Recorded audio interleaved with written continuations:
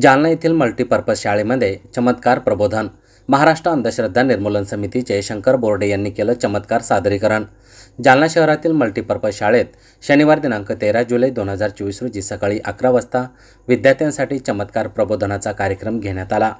यावेळी महाराष्ट्र अंधश्रद्धा निर्मूलन समितीचे जिल्हा कार्याध्यक्ष शंकर बोर्डे यांनी चमत्काराचं सादरीकरण करून विद्यार्थ्यांच्या मनातील अंधश्रद्धेबद्दलची भीती दूर केली। जालना येथील मल्टीपर्पज शाळेत आज विद्यार्थ्यांसाठी अंधश्रद्धा आणि चमत्कार या विषयावर विशेष कार्यशाळा घेण्यात आली। यावेळी सुमारे 250 विद्यार्थ्यांच्या समोर चमत्काराचं सादरीकरण करून विद्यार्थ्यांच्या मनातील भीती दूर करण्यात आली। महाराष्ट्र अंधश्रद्धा निर्मूलन समितीचे जिल्हा कार्याध्यक्ष यांनी मुलांसोबत गप्पा गोष्टी करून त्यांच्या मनातील भीती दूर केली। यावेळी विद्यार्थ्यांना चमत्काराचं सादरीकरण करून दाखवून दिलं। विद्यार्थ्यांनी चमत्कार प्रबोधन आणि अंधश्रद्धा निर्मूलन या कार्यक्रमास भरभरून प्रतिसाद दिला।